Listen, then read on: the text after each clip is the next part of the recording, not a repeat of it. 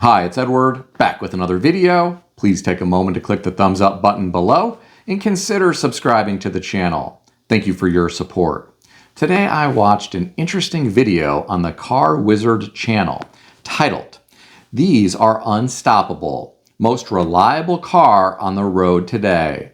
I'll include a link to the video in the description below. I encourage you to check it out. The Car Wizard said he's gotten emails from people who say they can't afford a Toyota, but they have a $3,000 to $5,000 budget. He said there is another option made by Ford. This is the Ford Panther platform.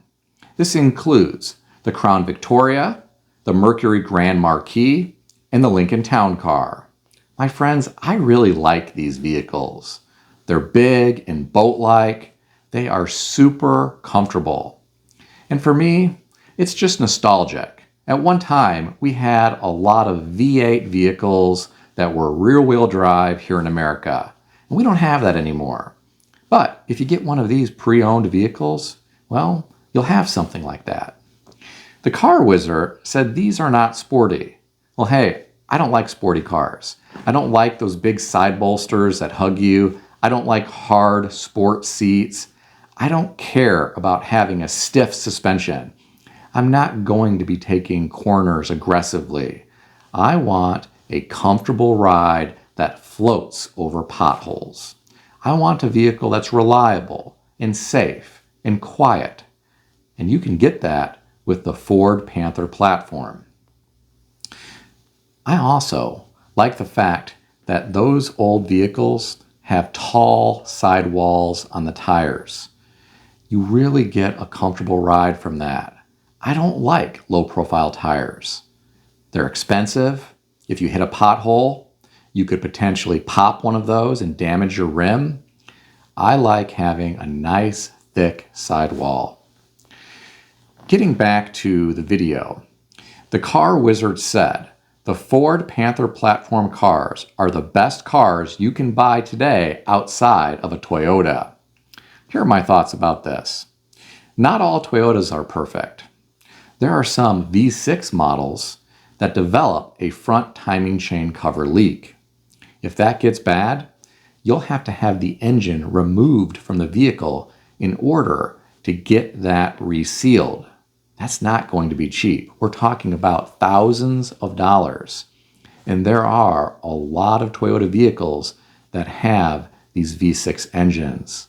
The older ones had a timing belt, so they didn't leak. Sure, you had to replace that belt, but the new V6 engines have a timing chain, and unfortunately, that front timing chain cover develops a leak over time. It doesn't impact all of them, but there are a lot of Toyota models that unfortunately develop this issue. Here's another thing. There are Toyota and Lexus vehicles out there that develop either a sticky dashboard or they develop cracks all over the dashboard. And it's very expensive to get those dashboards replaced. Some of the older Toyota Camrys had low tension engine rings and they burned oil.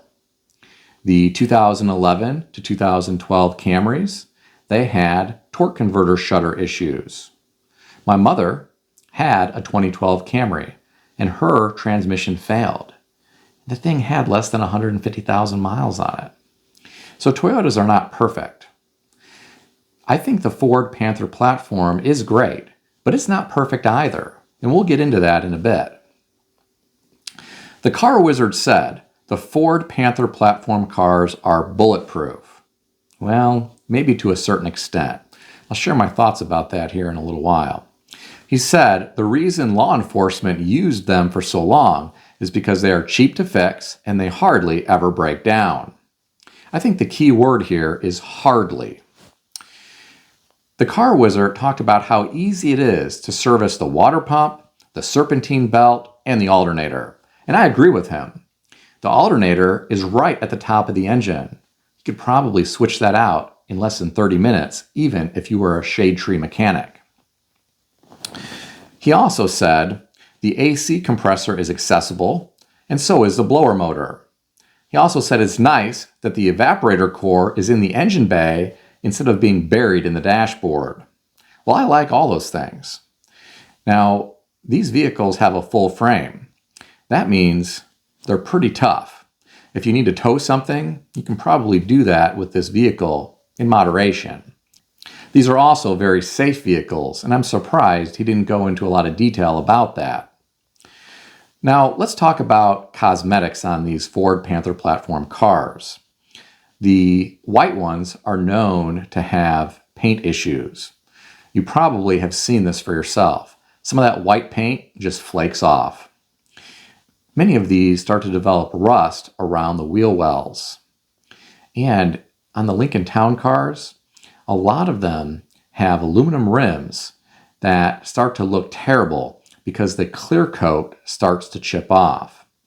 Those that were chrome plated have chrome that is flaking off everywhere. It's really sad because these are beautiful cars, but the rims really start to make them look horrible. And sure, you can replace the rims. You're not talking about a lot of money. I'm sure for less than $1,000, you could get yourself a nice set of aftermarket wheels that would look nice on the car. And there are companies out there that sell remanufactured rims for these cars. Now, these Ford Panther platform cars do develop water leaks. This starts in the firewall area. There's a foam seal by the fresh air intake under the hood, and that foam starts to rot away, and then water gets in, and that water can make its way into the cabin of the vehicle. That can rust out the floorboards. I'm just letting you know, these cars are not perfect. The car wizard said they're bulletproof. Well, maybe the engine and to a certain extent the transmission, but there are a lot of other issues with these cars. And I'm going to talk more about that here.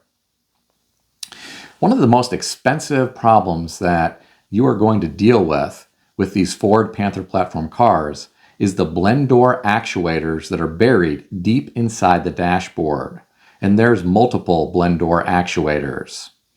You may have to remove the entire dashboard to replace some of those. Now, some of you might say, why would I even need to do that? Well, you might have air blowing only on the windshield for defrost. And if you have a hot summer day, you're probably going to want that cold air blowing on you from the vents on the dash. If you don't get the blend door actuator replaced, it's not going to do that. And it's an expensive fix. It's a really cheap little part, but it's a lot of labor to tear the entire dashboard out. You're talking about 10 hours or more of labor to do that.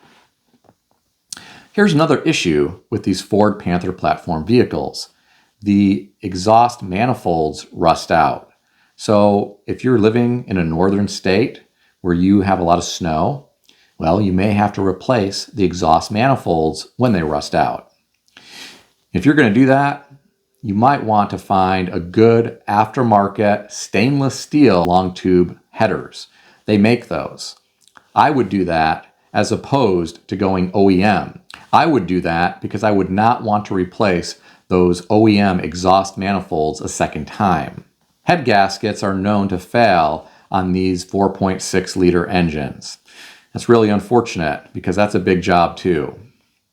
Now, some of the transmissions have a leak.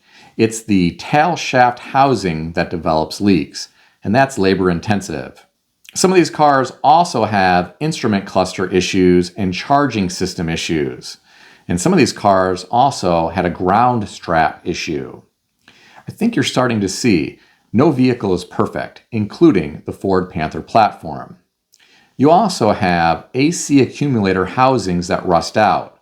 Now, if you live in California or Arizona, you may not have to worry about something like that or the exhaust manifolds. But if you live in the north, be prepared to replace parts when they rust out.